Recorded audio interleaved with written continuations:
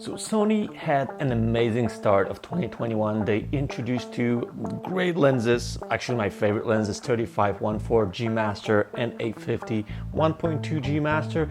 And I've been using these lenses ever since, so I've shot all my weddings with them. So in this video, I want to give you like updated, information about these and show you more examples from a wedding day, from different scenarios, from a different wedding, so you can maybe take a look at these photos and decide whether these lenses are for you or not. So let's jump right into it.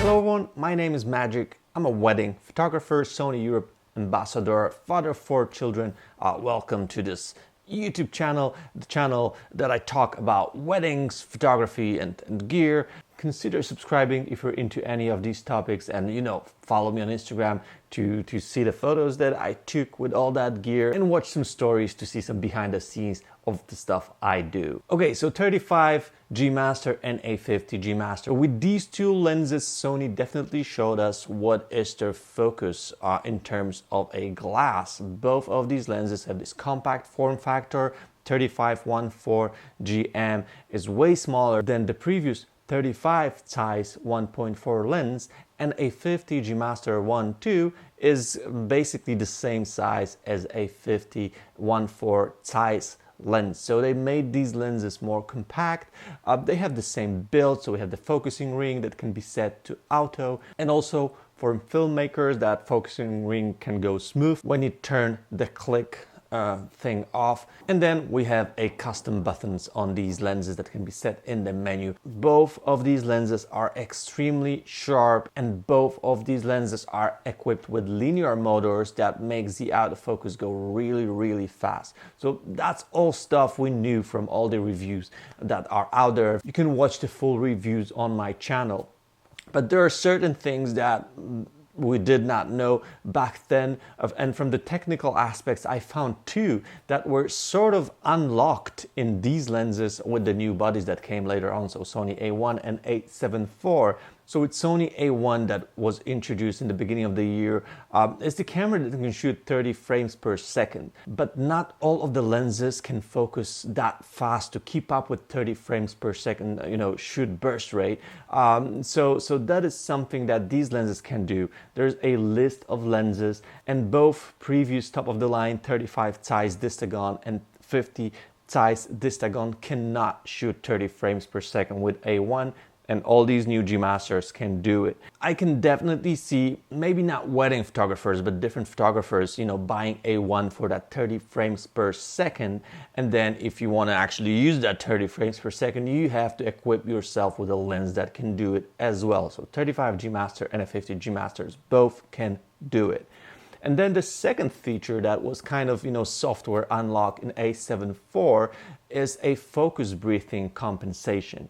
So as you might be aware, these lenses that are designed for photography in mind have this effect called focus breathing, which is basically they shift their, angle of view depending of where you focus. If you focus closely, it goes, for example, wider, and then you focus farther away, it goes tighter. So it changes when you focus from a subject that is in front of you to the subject that is farther away from you in the video. That is why for like professional filmmaking, the cinema stuff, they use the cinema lenses, this big badass lenses that are designed not to breathe, and probably tons of other different things. And with Sony A7IV, Sony came up with a software solution for this. So there is this focus compensation thing in the menu that you can turn on.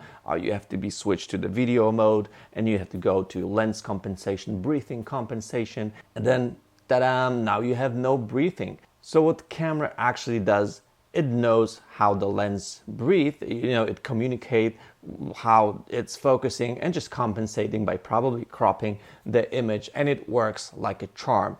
But the thing is, it only works with a certain lenses, not all of the lenses. It does work with a 35 G Master and A7IV G Master. It also works with a 24 G Master that I'm using right now to film myself. I specifically use this lens instead of 35-1.8, so it doesn't focus breathe, and then I turn on APS-C mode, so it should not be briefing right now when I move. You see, like everything should be in the same place. So these are like two kind of unlocked features of these two lenses. So focus briefing compensation and a 30 frames per second, burst option to shoot that we did not know when they came out. So that's just an update from a technical perspective. Okay, so let's jump into the Lightroom and take a look at photos now. Okay, so I have like 20 something photos shot with 35 and 20 something shot with a 50. And yeah, let's start with 35. Yep, so for me, 35mm is a lens I use for everything. There's stuff I've shot with it, like engagement sessions, getting readies, details, portraits, and dancing stuff, like all of it. And then tons of portraits probably. So like 5mm lens for everything. And as we already discussed this, 35G Master is extremely sharp and extremely fast in terms of autofocus. And how does that work in real life scenario? Like it works perfectly. So this is a shot. This is a shot with on a very slow shutter, as you can see, a very high aperture because I wanted to have that dynamic motion. You can definitely tell that these guys are sharp, but it's not hard to have a sharp image with f7.1.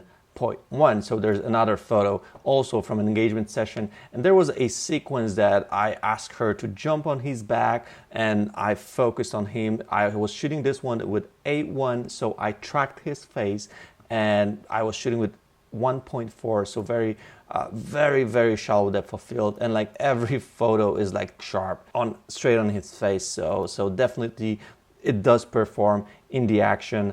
There's some more wedding stuff. There's a cat. You can also see the shutter is very slow, but I was able to hold it, and like that sharpness is unreal. You can definitely see the fur and everything of that cat. And then there's tons of photos I shoot with 35-1.4 as a getting ready, just to get that shallow depth of field, just to get that intimacy of the image, just to have focus right there when I want it.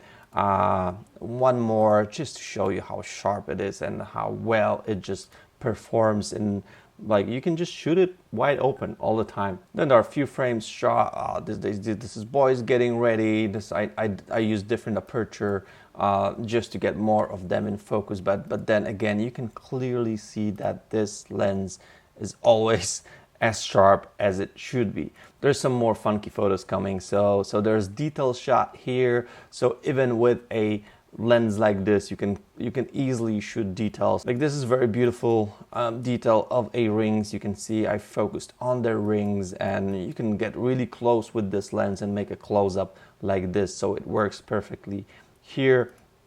There are a few more bridal portraits also shot at f1.4. Just look at this little girl. She's extremely sharp. And as you can see, she's tiny on this image, and I was able to track her face and make this photo in focus, which is amazing. Then there's stuff I like doing, putting like, you can clearly see here what I like doing. I like taking bridal portraits at the windows just as they got ready. I put them in the windows, close the shades a little bit just to get that a nice portrait. Again, really sharp on the edges here. This was shot with a 9 Mark II. Then during the ceremony, I also like using 35-1.4 wide open, because again, what I want here is I want that intimacy. I want to blur everything else that I can. And also here I had a videographer in front of me. That was actually a funny situation. There was a videographer standing just right here, so I couldn't use any longer lenses, but I could use 35-1.4, and I actually put my camera on top of his camera.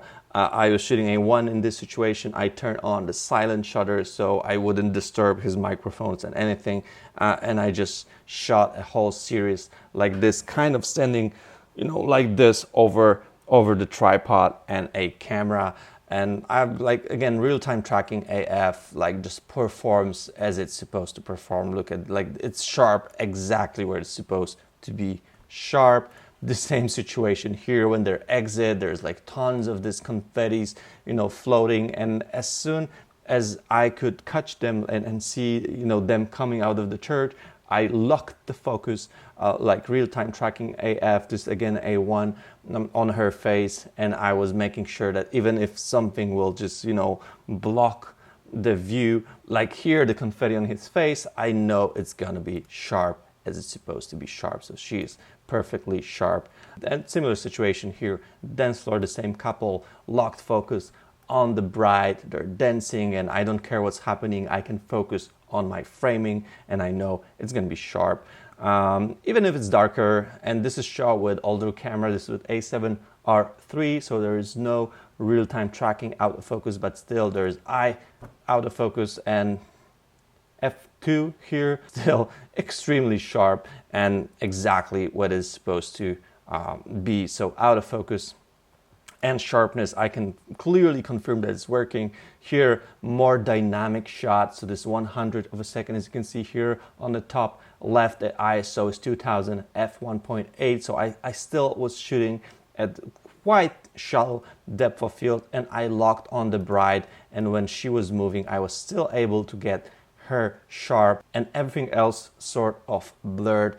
Sharpness and out of focus again worked perfectly in this scenario. And this photo is actually mind-blowing. So this is a moment somewhere in the middle of the night when they were joking that he doesn't remember what is engraved on the ring. So he took the ring off and started looking at it, and I went quickly over his shoulder. I focused with Sony A1 and 35G Master on the ring, and look at this.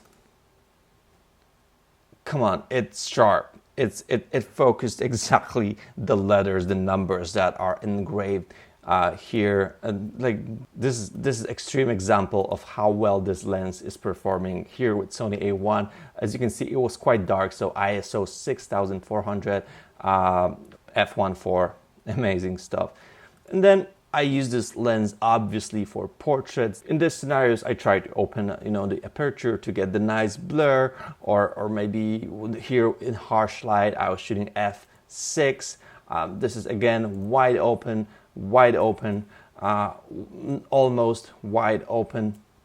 So in portraits, I'm trying to use this lens just to make sure I have nice intimate portrait of the couple, and then the rest is sort of blurred. Here the couple is walking towards me and I can easily track them. So out of focus works great, and the lens is really sharp. So again, it worked well in this scenario as well. Okay, and just to sum up this 35-1.4 lens after a year of usage. So it works exactly like it is supposed to work. It's extremely sharp. The AF system is amazing with all the cameras I've used. As you could see, I used A7IV and A1, I used A7R3 and A9 Mark II. So it doesn't matter which camera I was using, the lens was focusing perfectly. In terms of the image is very sharp and the bokeh is very smooth.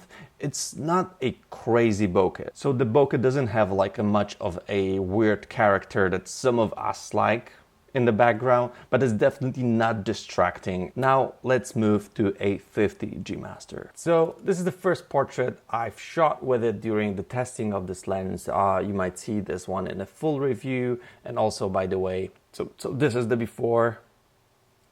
This is after, edited with my Magic Cadabra presets. Not gonna say anything, purchase the presets.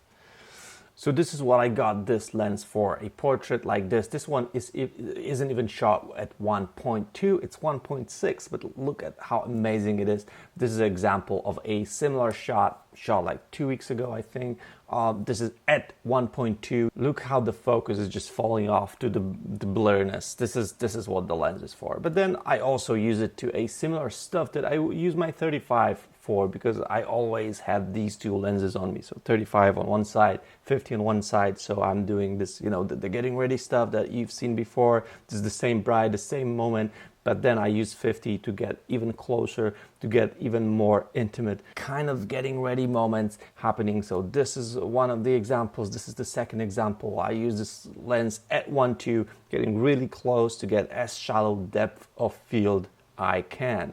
Then I'll probably use it to some details as well, because it works well shooting details, especially if you have nice details, nice background that you can just nicely blur shooting 1.2. So this is like few other photos shot at f1.2. of the details just to get that, that very shallow depth of field. But then, to be honest, I will use this lens for a group photos, for a just fun photo of a couple that was at the wedding that I was shooting. This is a group shot of a whole bunch of people. And then if I'm shooting 50, I'm quite far away, so I'm even comfortable shooting 1:2 just to get that blur in the background. And look at this, like everyone is sharp in this photo because I lined them up in one line, so I can easily shoot a photos like this even if at 1:2. Here's a different example. This one is at 2.2, but then this is a series of photos from the same first stance that you've seen before with like whole bunch of confettis shot with 50. This is at 1.4 with A1. So this is the photo that I used on my Instagram, and it went really well. People really liked it. The couple really loved this image. But here is a full sequence of the photos. So again, I was using A1 and I focused on her face. So I made sure that I can track her face, that camera is keeping focus on the bride's face.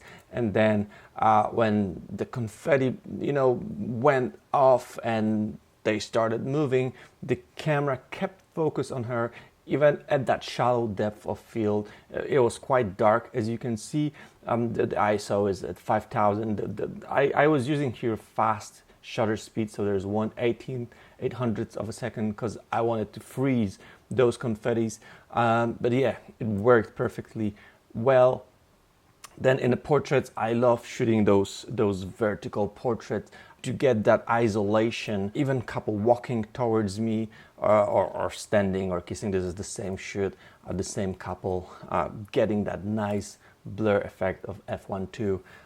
Here's again just using that blur, using that 1.2. So if I have a lens like this, I will definitely shoot at 1.2 because there's no reason to get a 1.2 lens not to shoot f1.2. Here's another shot, just those nice moments. Here's again blurring all that Christmas beautifulness. This was shot with A7IV, perfectly sharp when it is supposed to be sharp, and then very nicely blurred going forward. A few more shots, portraits shot with 51.2. Here's one I've shot on Madeira for A7IV promo, and perfectly sharp.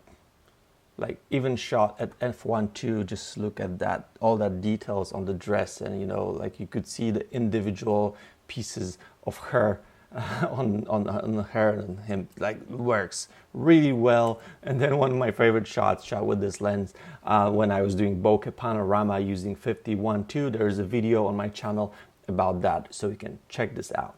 So yeah, so these are some of my favorite photos, but some of the different photos, so you can kind of see what this lens is producing. So in kind of opposite to a 31.4 G Master, this lens, so 51.2 kind of gives you a little more in terms of image look. It will be different from a 51.4 Distagon or from other 51.4s because it's 51.2, and then you can sort of get a little bit more of an isolation of the subject from the background, so even more blur using this lens. And except from that, the lens is extremely sharp, which works, which I can prove it's working from all the thousands of photos I've shot with it, also with different cameras.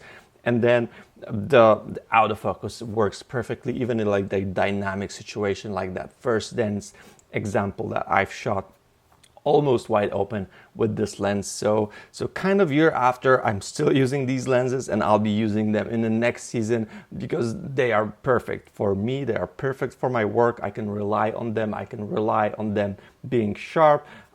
So yeah, let me know, what do you guys think about these photos, and if you purchased these lenses this year. Also let me know, maybe share some Instagram posts down in the comments so I can check out your work. Yeah, thanks so much for watching the video. Hope you enjoyed it, and see you in the next one. Ciao.